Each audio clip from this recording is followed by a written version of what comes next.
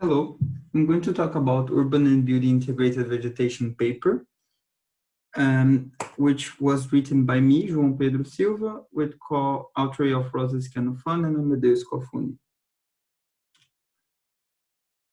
So the main idea of the research of this paper was to talk about London environment and its air quality and thermal comfort, and how nature, how vegetation can impact towards that.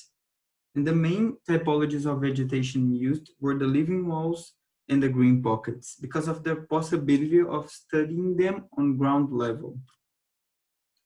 The study began with a study of density, the city of London. So taking different sites like the city of London and the Red Lion Square, which has 52% of site coverage, 10 of plot ratio, which is related to the floor plans and to the height of the buildings, 3% of green area, and the other one has 42% site coverage, 3 plot ratio, and 12% green area. So very different areas with very different densities of the city of London.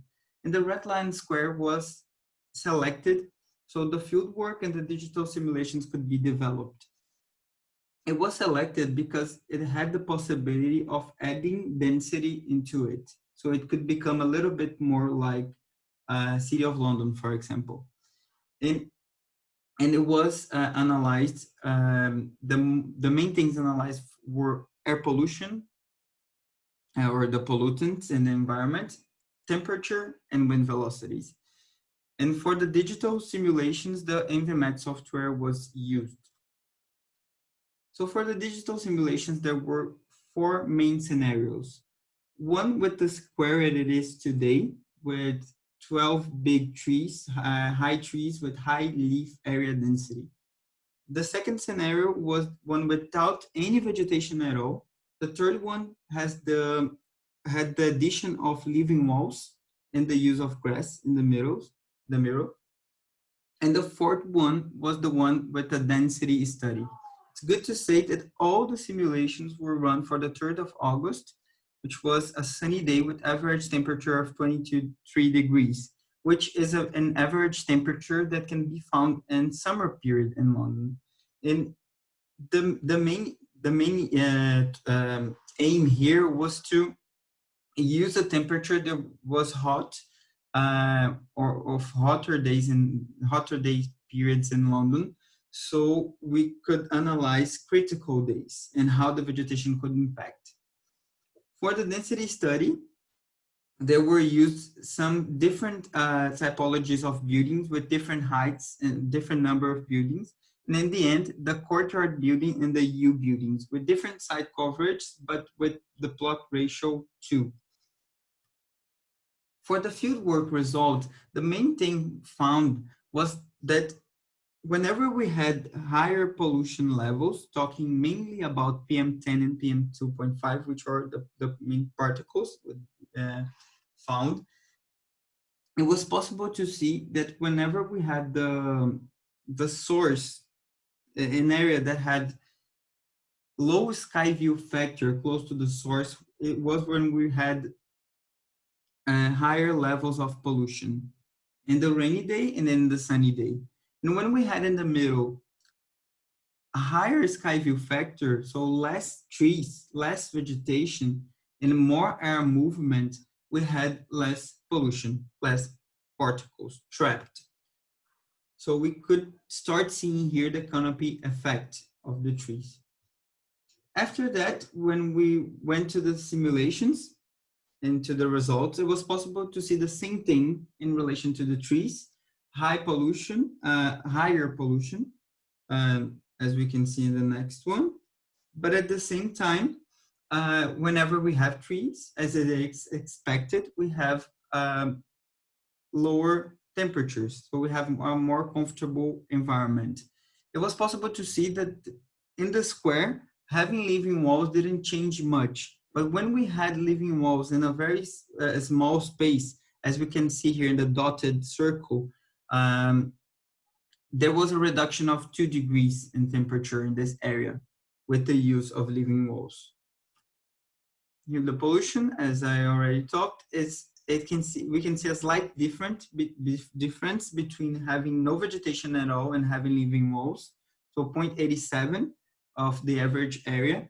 We're talking about PM 2.5, and 1.3 when we add living walls in the same area. Then we go to the dense studies, the density studies. And the main thing found was that it was creating a good impact having barriers against the main sources, the main roads, the main sources of pollution. And when we had barriers and we added vegetation, we added trees, even though the pollution was higher, a little bit higher, we could see that it was not so much higher. So it was 1.3, now it's 1.5. So we started playing with the concept of having barriers and having vegetation. And then we took barriers and we took the barrier from the main source in one of the case scenarios. And we could see that the pollution was a little bit higher, even though we had a big area, so the wind could ventilate, the airflow could happen, the air movement could happen. And then we went to the main findings were that wasn't a significant change between no vegetation and living walls, but it was a significant change of thermal comfort when we used trees. Then we went to the courtyard building. We did the simulations, of course, with no vegetation at all and with vegetation, and we could already see a difference in temperature because of the difference, of course, of the surface temperature in the building. And so that this was the main thing. And then we decided to take a little bit of the middle of the courtyard building so the building could be more open to the urban environment and not so closed.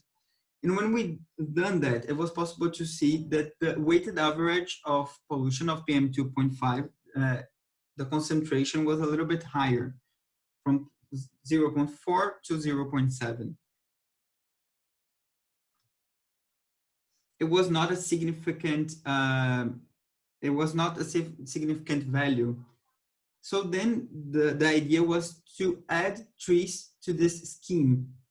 And it's possible to see that from 51.3 degrees, we go to 38.5 degrees of mean radiant temperature, which is directly connected to the surface temperatures.